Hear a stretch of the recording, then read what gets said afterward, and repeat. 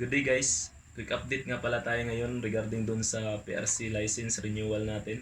At ito na pala guys yung ID card na kuha na natin dun sa PRC Regional Office. Then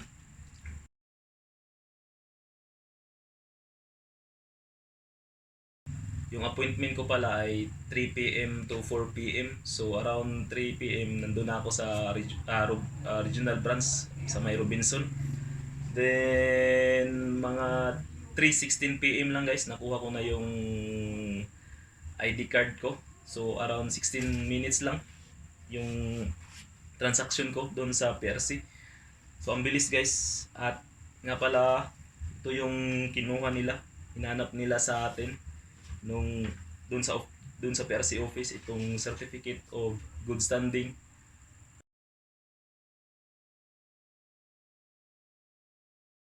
Reminder lang pala guys, iwan ko lang parang sa sa amin sa electrical engineer, parang ni-require talaga nila yung certificate of good standing. Iwan ko lang sa ibang profession. At ikalawang hinanap nila, itong application for professional identification card or PIC. Ito yung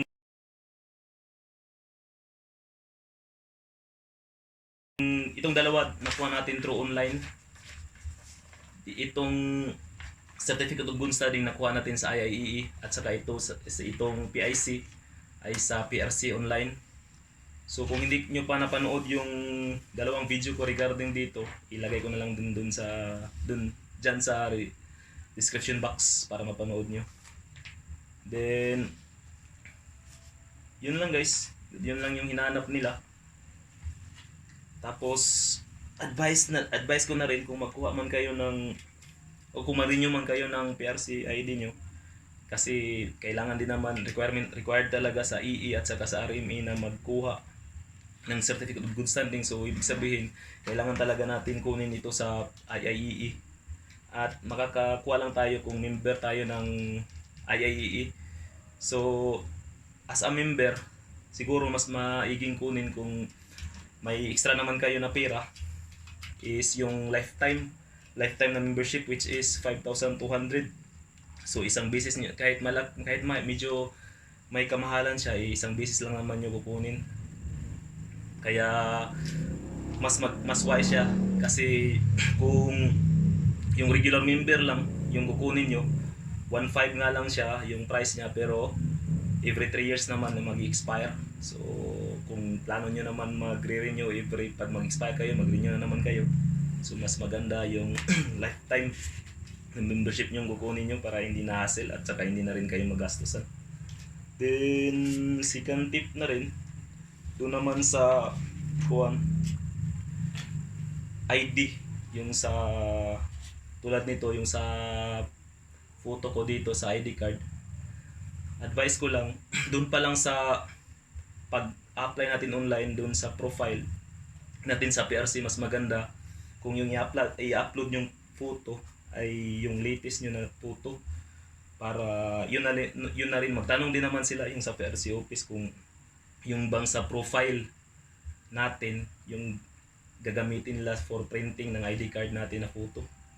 Kasi kung hindi yung latest, maghingi pala sila ng, tingnan pala nila yung old ID natin.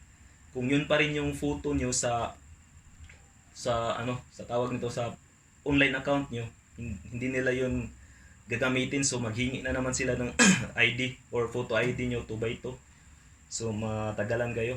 So mas maganda doon pa lang sa online, i-upload niya yung picture nyo na may white background. Nga pala, white background talaga yung kailangan ni PRC.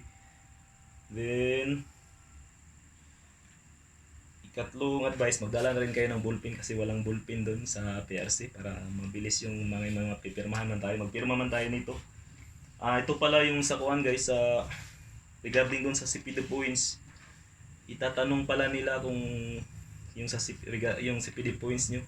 So katulad ko, wala man akong CPD points. So may dito sa PIC, dito sa application for renewal identification card, dito sa baba may undertaking dito, parang pledge or guarantee na sa susunod na mag-renew tayo, i-comply na natin yung na parang hindi natin na-comply na CPD points. Susunod na renewal. So yun lang naman guys. Pero di ba sa notice, as per notice hanggang December 31, 2022 na lang na pwede pa tayo makapag-renew kahit hindi natin na-comply yung required na CPD points. So kung walang pagbabago doon, kailangan yung mag-renew sa next year. Mag-renew kayo, kailangan niya yung required na CPD points. So yun lang naman guys, sana makatulong. Then God bless.